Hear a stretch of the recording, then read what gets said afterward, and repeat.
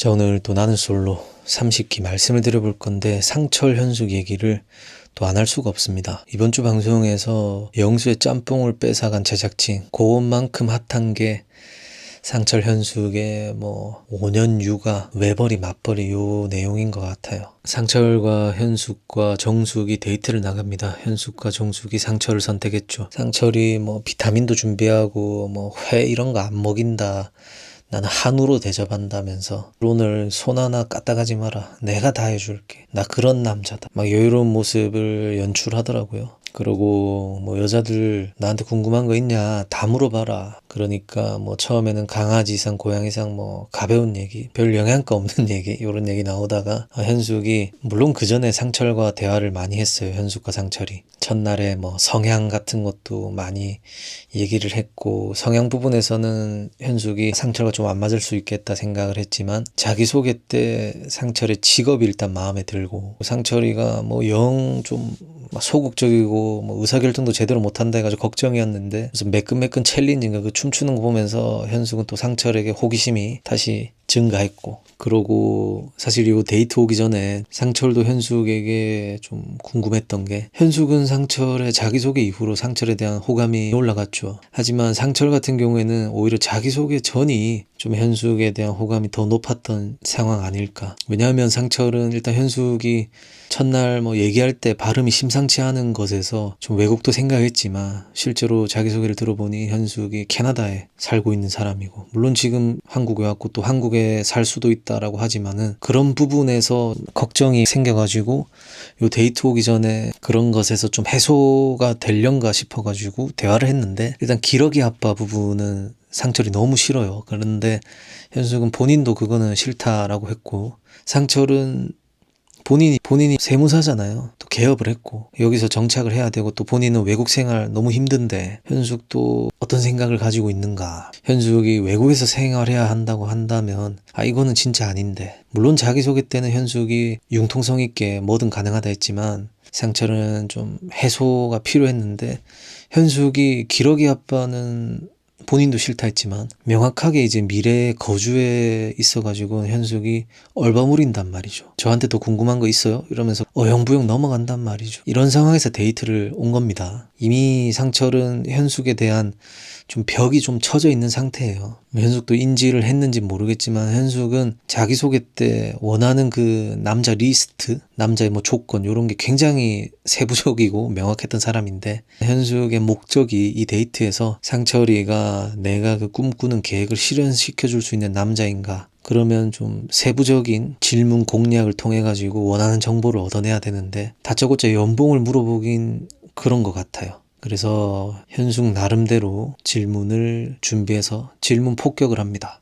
아기 낳으면 몇 년 동안 아기 돌볼 시간이 필요하잖아요. 외벌이, 맞벌이 중에 무엇을 선호하냐. 상철이 대답하기로 맞벌이를 선호하지만 상대의 뜻을 존중하겠다. 하지만 나는 맞벌이를 해도 육아 분담이 충분히 가능하다. 시간이 있다. 현숙은 요걸로 원하는 정보를 다 얻지 못했어요. 그래서 그러면 무조건 맞벌이를 해야 하냐. 그러니까 상철이 무조건은 아니다. 현숙은 또 더 정보를 얻어야 됩니다. 그러면 외벌이 해도 혼자서 감당할 수 있냐, 이렇게 상철에게 물으니까 상철이 능력 된다. 아껴 살면 되잖아. 현숙은 좋아 지금 빌드업이 잘 되고 있어, 이런 생각하면서 본인이 갖고 있던 계획에 대해서 이제는 질문해도 되겠다 싶어가지고, 그럼 아내가 5년 정도 육아에만 집중하고 싶다 한다면 어떻게 할 거냐라고 하니까, 상철이 그 전까지는 이제 표정 관리 잘 하면서 또 대답도 정석적인 대답을 하고 있었는데, 여기서 상철이 본인의 그 감정을 컨트롤을 못했죠. 5년? 그럼 나도 5년 육아할래. 이렇게 굉장히 유치한 톤으로 표정이 싹 바뀌면서 대답을 합니다. 그러고 상철이 하는 말이, 그럼 현숙님은 출산하고 5년은 육아에 전념하고 싶냐. 이제 현숙이 대답을 합니다. 저는 너무 많은 걸 한 번에 못해요. 한 가지를 하면 올인 하는 타입이에요. 사업, 그 다음 연애, 그 다음 결혼, 그 다음 육아, 단계마다 온전히 집중하고 싶어요. 개인적으로 애 낳으면 집에서 육아에 힘쓰고 싶어요. 이렇게 대답을 하죠. 자, 그래서 여기서 한번 끊으면, 일단 상철이 5년? 그럼 나도 5년 육아할래. 요 부분을 보고 사람들이 유치하고 상철이가 육아를 만만하게 보네, 여자가 저런다면 고마워도 모자라다 뭐 요런 의견들도 있고, 또 어떤 분들은 현숙의 저 질문 빌드업 자체가 첫 만남에서 저러는 거, 또 상철을 떠보는, 경제력을 떠보는 게 불편하다, 결례다 뭐 요런 의견들이 주를 이룬다. 일단 상철이 육아가 어떤 건지 모를 거예요. 지금 저 상황에서.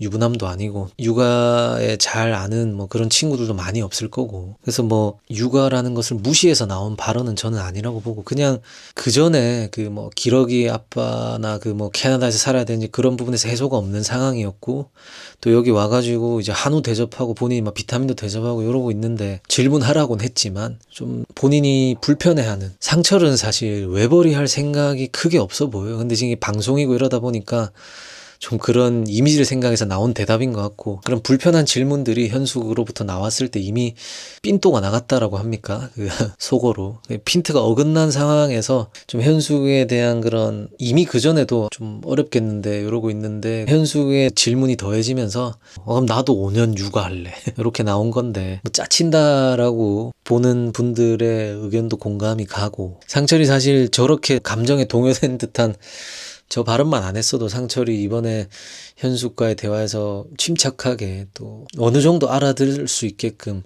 표현을 했는데 저게 아쉬웠다. 그러면서 상철은 사실 뭐 본인은 맞벌이 가정에서 자랐고, 뭐 처음에는 뭐 엄마가 그리웠지만은 뭐 초등학교 되니까 엄마 아빠 둘 다 없는 게 좋더라 이러면서 반박을 하기 시작하죠. 정숙도 이제 상철과 같은 의견이고, 근데 현숙은 우리 부모님도 뭐 전업주부는 아니었고 뭐 사업하시다 보니까 시간 활용 자유로웠고 그때 기억이 좋았다. 도시락도 싸주셨고, 자연스럽게 나도 애 낳으면 그렇게 하고 싶은 게 꿈이다. 근데 나는 아까 말했다시피 하나밖에 못한다. 두 개 다 집중 못한다. 그리고 상철의 인터뷰가 나옵니다. 대화 주제의 가장 큰 틀이 계속 경제력 관한 거더라. 저는 여자 볼 때 경제력, 가정환경, 학력, 직업 이런 거 크게 신경 안 쓴다. 현실적인 조건보단 사람만 보려 하는데 그렇게 해야 되는 거 아니냐. 상대도 비슷할 걸로 생각했는데 현숙님은 현실적인 리스트가 너무 많더라. 그리고 저는 요 솔로나라 왔을 때 조건보단 사람만 알아보고 싶거든요. 현실적인 리스트가 현숙님 너무 많다. 그리고 뒤이어 나오는 인터뷰에서도 저는 현숙님과 굳이 시간을 만들어서 얘기하진 않을 것 같아요. 저는 항상 가볍고 재밌는 거 좋아하거든요.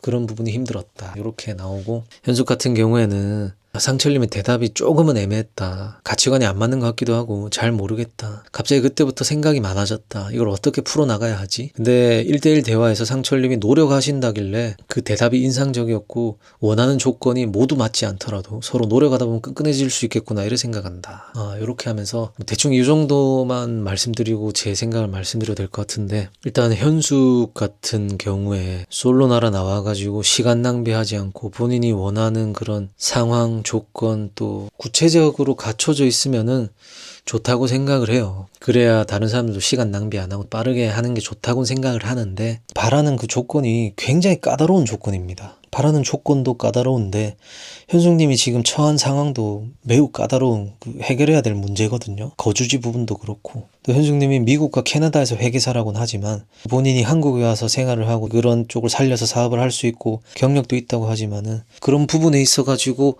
아직 불투명한 것도 사실이고, 그리고 현숙이 영어 능통한 남자를 원하는 부분에 있어가지고 본인이 자기소개서는 뭐 한국에서 생활할 수 있다라고는 했지만 본인이 원하는 그림은 캐나다의 무상교육도 언급했던 부분을 미뤄봤을 때 사실 캐나다에서도 이제 경제력을 갖춘 생활할 수 있는 그런 남자를 원하는 걸로 보이는데, 글쎄요. 일단 상철이라는 캐릭터를 현숙이 제대로 파악하지 않은 상태에서 질문의 그런 방향과 또 타이밍이, 순서가 조금 아쉬웠다라고 보는데, 근데 이거는 뭐 질문이 뭐 나중에 나왔다고 해서 상철과 현숙이 잘 될 것 같진 않아요. 현숙이 바라는 그런 조건, 요거는 상철은 만약에 이 현숙의 질문을 나중에 좋은 관계가 됐다 하더라도 상철이 말로는 본인이 뭐 아무것도 안 따지겠다, 뭐 사람만 보겠다라고 하고 뭐 가벼운 거 뭐 재밌는 거 찾는다라고는 하지만 분명히 그때도 상철과 현숙은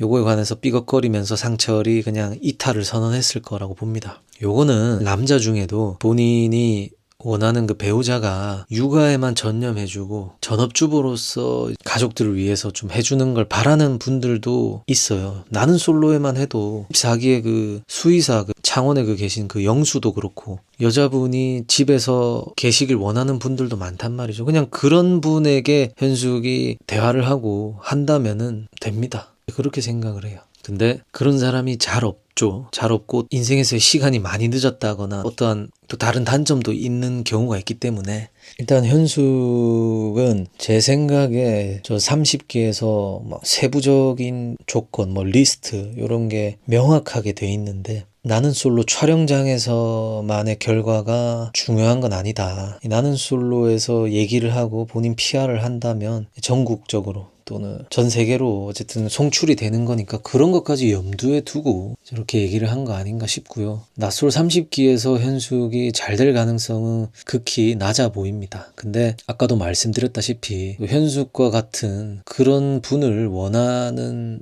남자들이 낯솔에서도 많았고 또 전국에 많을 거니까 아마 그렇게 좀 되지 않을까 싶다. 이런 생각이 들고 근데 일단 현숙이 아까 제가 뭐 빌드업으로 뭐 질문을 뭐 남자의 경제력을 떠보는 거 뭐 이런 얘기를 했었잖아요. 사실 뭐 정숙이 있는 자리고 또 상대가 들었을 때 조금 난처할 수 있는 부분의 질문을 현숙이 한 거는 사실인데 상철도 좀 당황을 하고 했지만 잘 나가다가 또 시간을 다 할애했다가 나중에 갑자기 뜬금포 질문을 하는 것보다는 낫다. 하지만은 또 저게 바로 이제 밥 먹는 자리에서 셋이 있는 자리에서 할 거는 아닌 것 같다. 이런 생각이 들고 그리고 현숙이 상철에 데이트 나오기 전에 뭐 어디서 살 건지 명확하게 좀 해소를 바라는 부분에 있어서 현숙이 우물쭈물했던 거는 현숙이 뭐 지금 솔직하고 뭐 명확하고 요래가지고 뭐 칭찬을 많이 받는 것 같은데 솔직한 부분도 있지만은 현숙이 솔직하지 못한 부분이 이런 부분이라고 저는 보거든요. 그리고 현숙이 지금 본인은 한 가지 일에만 집중할 수 있다. 그래서 뭐 육아하면 육아만 해야 된다. 근데 지금 뭐 현숙이 뭐 유튜브 채널도 뭐 열심히 하고 있다면서 한 가지 일밖에 못 한다면서 뭘 이건 어떻게 된 일이냐. 또 홍보하러 나왔네라고 하는데 현숙은 나는 솔로를 통해 가지고 그리고 싶은 꿈이 많은 것 같아요. 제가 저번에도 말씀드리지만 나는 솔로에 나와가지고 본방에서 빌런이고 그래가지고 뭐 연애는 하겠나 시집은 가겠나 장가는 가겠나 싶어도 이게 꽤 파급력이 큰 프로기 때문에 또 맞춤형으로 다가오고 그게 들어오기 때문에 어떤 분들이 보시기에는 야 현숙이의 저런 조건을 맞춰줄 남자가 어디 있냐라고 하시지만 분명히 있을 거예요. 그래서 현숙이 그런 부분에서 영리했다고 느끼는데 일단 제 생각에 현숙의 분량이 30기에서 굉장히 많을 것 같아요. 현숙이 그 영철을 선택한 여자들 보고 영철의 매력이 뭔지 뭐 도대체 모르겠다라는 식으로 얘기를 했잖아요. 현숙은 본인이 가지고 있는 생각을 입 밖으로 다 꺼내는 타입으로 보여서 남피 30기가 지금 재미없다라는 소리를 많이 듣고 있기 때문에 이런 거 하나도 놓치지 않을 걸로 보이고 근데 아까도 말씀드렸다시피 현숙이 뭐 빌런 포지션으로 잡히더라도 어쨌든 방송에 나와가지고 본인이 원하는 그런 여러 가지 목적 중에 몇 개는 충분히 이룰 것 같은데 또 애청자분들 중에는 이런 모습이 이런 꼴이 굉장히 마음에 안 드는 분들도 있을 것 같다. 그 다음에 상철 같은 경우에 말씀을 좀 드려보면 본인은 뭐 여자의 경제력, 학력, 오만 거 다 안 보고 사람만 보려고 나는 솔로 나왔고 가볍고 재미난 걸 추구한다라고 하는데 어째 그것만 되겠냐 상철아 이런 생각이 들더라고요. 야, 나는 솔로인데 현숙도 솔직히 뭐 리스트가 많잖아요. 그런 부분에서 좀 거부감이 생겨가지고 저렇게 또 현숙을 빗대어서 얘기하는 것 같던데 상철이 정숙에게는 호감이 더 올라갔대요. 대화도 더 해보고 싶고 근데 정숙은 상철에게 호감이 떨어졌거든요. 그렇다면 이제 상철이 30기에 다른 여자 출연자분들을 알아볼 때 어떤 식으로 알아볼지 사람만을 알아본다고 하고 가볍고 재미난 걸 추구한다고 하는데 상철이 어떤 식으로 이 남은 시간을 활용할지가 궁금해지고 일단 상철 현숙이 처음에 외모로서는 서로가 통했지만 가치관이 안 맞은 부분에서 오히려 빠르게 이렇게 틀어지는 게 잘 됐다라고 생각을 해요. 근데 현숙은 뭐 상철이가 뭐 노력한다는 그런 걸 보고 아직까지 상철에 대해서 뭐 가치관이 좀 어긋난 것 같지만은 기대를 하고 있는데 두 분이 한 번은 분명 임팩트 있는 대화가 있을 것 같단 말이죠. 거기서 상철이 본인이 가지고 있던 생각을 쏟아붓는지 또 현숙은 거기에서 어떻게 대응을 하고 대답을 할지가 좀 궁금해지는 관전 포인트인 것 같습니다. 자, 그래서 오늘 상철, 현숙 요거에 대해서 말씀드려봤는데 누가 별로고 누가 낫고 요런 부분으로 접근을 하지 않았고 좀 다른 식으로 생각을 했었고요. 그럼 오늘 영상은 여기까지 하겠습니다. 구독자님들 올 한 해도 좋은 일 가득하시고 새해 복 많이 받으시길 바라겠습니다. 오늘도 시청해주셔서 감사합니다.